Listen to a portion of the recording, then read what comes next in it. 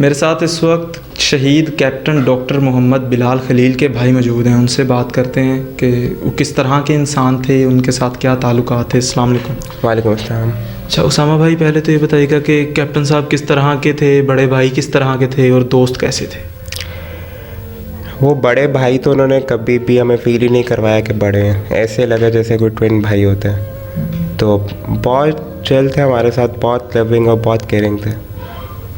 तो मुझसे वो 4 साल सीनियर थे और हम लोग प्रेप से इकट्ठे ही पढ़े और ओ लेवल्स ए लेवल्स भी उन्होंने ही मुझे पढ़ाया था। तो बहुत अच्छे थे इस लिहाज से। दोस्तों के साथ, क्योंकि जिस तरह आप अपना ताल्लुकात उनके साथ बता रहे हैं, काफ़ी आपके साथ फ्रैंक भी थे तो, और फिर आपके उस्ताद की जगह पे भी थे। बड़ा भाई वैसे ही बाप के बराबर माना जाता है इस माशरे में। तो जब उनकी शहादत की खबर आप तक पहुंची तब क्या फीलिंग्स थी आपकी?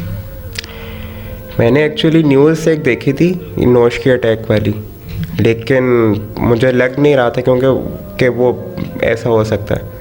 तो मैं ट्विटर पे वैसे एक नोश की हैशटैग करके वो स्क्रॉल कर रहा था, तो मैंने वहाँ पे पहली बार पिक्चर देखी थी। रात को 1-1:30 बजे का टाइम था। तो तब तो थोड़ी देर के लिए दुख हुआ मुझे, और वो तो अभी भी है, लेकिन एक खुशी भी है कि वो वतन की खातिर शहीद हुए। बिल्कुल। और जैसे अभी आपके अब्बा ने बताया कि उनका ख्वाब भी था शहादत, वो आर्मी में गए ही इसी मकसद के साथ थे। वो शुरू से ही, मतलब मैंने उन्हें कहा था कि जब उन्होंने MBBS किया था कि आप USMLE वगैरह दे दें या कहीं अब्रॉड चले जाएं, लेकिन उनका माइंड में बस यही था। कोई कहीं से उनको नहीं था कि मैंने पैसे कमाने या इस तरह का कोई भी लालच। वो बस कहते थे मैंने आर्मी में जाना है। पहले भी उन्होंने इनफैक्ट जब MBBS स्टार्ट किया उससे पहले उन्होंने AMC में भी अप्लाई किया था, आर्मी मेडिकल कॉलेज में। तब डोमिसाइल का इशू बना था। फिर उन्होंने UHS से MBBS करके फिर दोबारा अप्लाई किया और फिर दोबारा सेलेक्ट हो गए वो। कोई एक किस्सा जो बतौर भाई आपको हमेशा याद रह जाएगा उनका? वो सीनियर प्रीफेक्ट थे हमारे स्कूल में। तो मैं O1 में होता था तब 8th में, और वो A लेवल सेकेंड ईयर में होते थे। तो हम दोनों अलग अलग जाते थे। तो मैं लेट जाता था अक्सर, तो हमेशा मुझे फ़ाइन कर देते थे। और एक दफ़ा तो महीने में 9 दफ़ा फ़ाइन हुआ, और वो सारे मेरे फी बिल में आया। जी। यानी रूल्स को लेके काफ़ी स्ट्रिक्ट थे स्टडी के हवाले से। वो चाहते थे कि जिस तरह उन्होंने जो अपनी लाइफ के साथ सिंसियर हैं या वक्त पे उठ जाते हैं, टाइम की पाबंदी करते हैं, वो चाहते थे कि उनके भाई जो हैं वो भी वैसे ही ज़िंदगी में आगे बढ़े।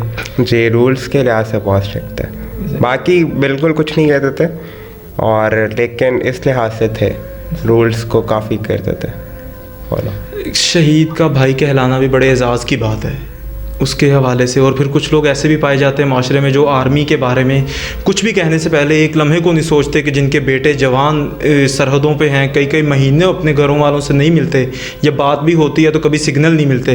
तो उनके लिए क्या पैगाम देंगे उन लोगों के लिए कि आर्मी को किस नज़रिए से देखना चाहिए? उन लोगों के लिए मेरा यही पैगाम है कि इन लोगों की वजह से ही आप बहुत आराम से बैठ के इस तरह के बयान दे सकते हैं।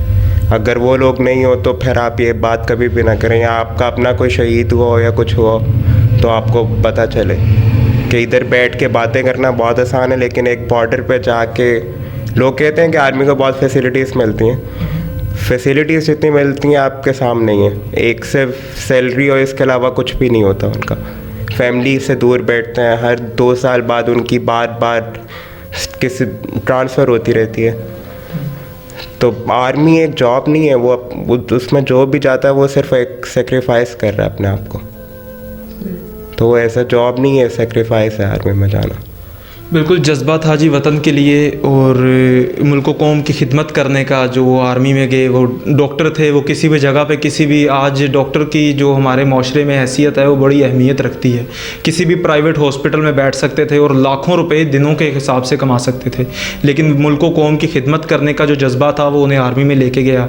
और जो एक ख्वाब लेके वो गए थे आर्मी में शहादत का, 25 साल की उम्र में उन्हें शहादत नसीब हुई।